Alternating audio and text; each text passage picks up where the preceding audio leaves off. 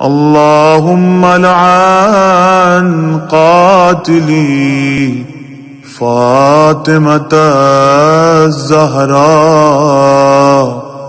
سلام الله عليها۔ اس مظلوم بی بی کا ذکر ہے، اس مظلوم بی بی کا ذکر ہے جو کائنات میں اس سے زیادہ مظلوم کوئی نہیں، کائنات میں شہزادی سے زیادہ مظلوم ہے۔ 18 سال کا سن، ظالم مسلمانوں نے بی بی کو ایسا پرسہ دیا بی بی کو کہ گھر کا جلتا ہوا دروازہ بی بی پہ گرا دیا۔ دوستو، ایک ذاکر تھا مولا حسن کا، جو مولا حسن کے بڑے مصائب پڑھتا تھا۔ ایک دن خواب میں مولا حسن آئے اور مولا حسن نے آ کے کہا کہ اے ذاکر، تو میری جو اصل مصیبت ہے وہ بیان نہیں کرتا۔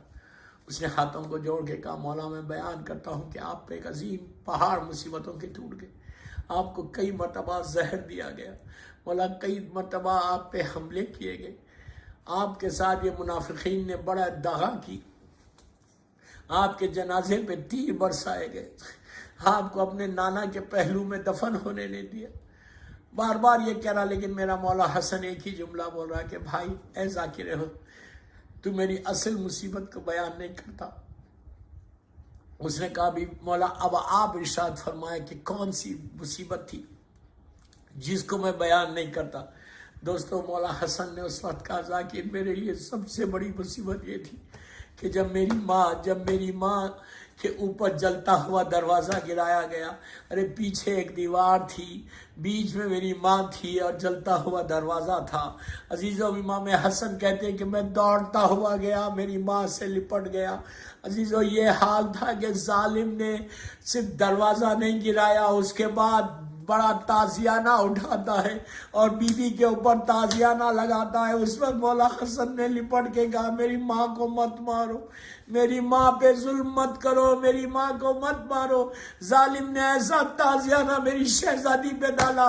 عزیزو، مدینہ وہ جگہ ہے کہ جہاں بچوں کے سامنے ماں کو مارا گیا۔ کتنی آسانی سے میں نے یہ جملہ بول دیا، بچوں کے سامنے ماں کو مارا گیا۔ اور کربلا وہ جگہ ہے جہاں ماؤں کے سامنے بچوں کو مارا گیا، بچوں کو شہید کیا گیا۔ دوستو، جب دروازہ گرا تو میں کتنی آسانی سے بول رہا، صرف تصور کرو کہ بیچ میں ایک دیوار تھی اور تھوڑی سی جگہ تھی، اس کے بعد دروازہ تھا۔ جب شہزادی کونین اس دروازے کے پاس، دیوار اور دروازے کے بیچ میں تھی، اور ظالم نے جب یہ کہا کہ میں گھر کو جلا دوں گا تو اس وقت فاطمہ نے کہا کہ ارے اس گھر میں رہتی ہوں، میرے بچے معصوم بچے ہیں۔ اس نے لکڑیوں کو لا کے رکھ کر لکڑیوں کو روشن کیا۔ دوستو، جب آگ بھڑکی، دروازہ گرا تو اس ظالم نے اپنے پیر سے دھکا مارا۔ ارے فاطمہ بیچ میں آ گئی، پیچھے دیوار تھی، تڑپ کے کہا کہ بابا آپ کے بعد وہ مصائب پڑ گئے بابا کہ جو دنوں پہ پڑتے تو تاریک راتوں میں بدل جاتی۔ بی بی غش کھا کے گر گئی۔ اس کے بعد وہ ظالم تازیانہ اٹھاتا ہے اور تازیانہ اٹھا کر میری شہزادی پہ حملہ کرتا۔ آپ کو معلوم، جب دروازہ گرا تو اس کا نتیجہ کیا ہوا؟ اب فاطمہ اٹھ نہیں سکی، بی بی اٹھ نہیں سکی، سہارے سے اٹھی، 18 سال کا سن۔ ارے ہاتھ میں عصا آ گئی، ہاتھ میں لکڑی سٹک آ گئی۔ بعض روایتوں میں یہاں تک ہے کہ آخری ڈیز میں 75 ڈیز، یہ تو رسول کے 3 دن کے بعد کا واقعہ ہے، یہ پوری 75 ڈیز بی بی کیسے چلتی تھی؟ ایک ہاتھ میری طرف دیکھو، لک ایٹ می۔ بی بی کا ایک ہاتھ کمر پہ ہوتا تھا، ایک ہاتھ میں عصا ہوتی تھی۔ عزیزو، آپ تصور کرو کہ کیا ظلم ہوا، یا فاطمہ جانے یا فاطمہ کا خدا جانے۔ پورے یہ 75 دن 75 ڈیز تک بی بی ایسی چلتی رہی۔ لاسٹ ڈیز میں تو دیوار کا سہارا لے کے چلتی تھی۔ بس وہ لمحہ آیا، آپ کو معلوم اس کا تکلیف کیا ہوئی؟ جب امام علی علیہ السلام بی بی زہرا کو غسل دے رہے تھے، مولا مولا علی غسل دے رہے تھے، سلمان ایک حق پہ بیٹھے ہوئے تھے۔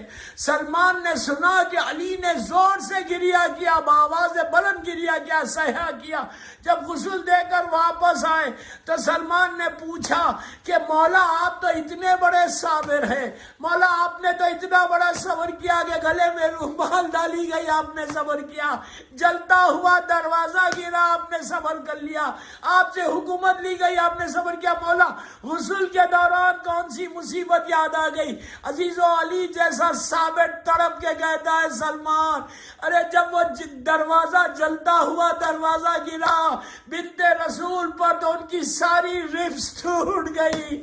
عزیزو اس کا دروازہ گرنے کا نتیجہ دیکھو کہ پورے 75 ڈیز تک فاطمہ کا ایک ہاتھ کمر کے اوپر ہے، ایک ہاتھ میں عصا ہے، اور جب بی بی کو غسل دیا گیا، غسل دینے کے بعد امام، آپ امیجن کرو، بس مجلس میں ختم کر رہا، امیجن کرو کہ ایک چراغ جل رہا، رات کا وقت ہے، بی بی کی میت، بی بی کی باڈی تیار ہے کفن کے ساتھ، مولا علی سرہنے کھڑے ہوئے ہیں، کنیزیں دور کھڑی ہوئی ہیں، بس میں نے مجلس ختم کر دی، اسی طرح پرسادوں کی بی بی تم کو دعا دے، آج مولا حسن مولا حسین تم کو دعا دے، آج بی بی زینب بی بی ام کلثوم دعا دے، آج میرا مولا اور اللہ کا رسول بی بی خدیجہ دعا دے۔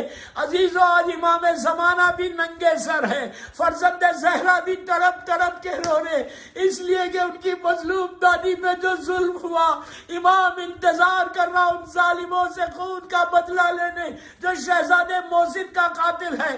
اللہ ہم کو بھی موقع دے کہ جب بی بی کے خون کا بدلہ لیا جائے تو اللہ ہم کو بھی موقع دے کہ ہم بھی امام کے ساتھ وہ نصرت کریں امام کی جیسے امام چاہتا۔ بس میں نے مجلس ختم کر دی۔ آپ صرف تصور کرو کہ سب بیویاں کھڑی ہوئی ہیں، امام علی نے دونوں بیٹیوں کو بلایا، شہزادی زینب شہزادی ام کلثوم آئی، بی بی ام کلثوم کا سن 1.5-2 سال کا ہے، شہزادی زینب 5-6 سال کی ہے۔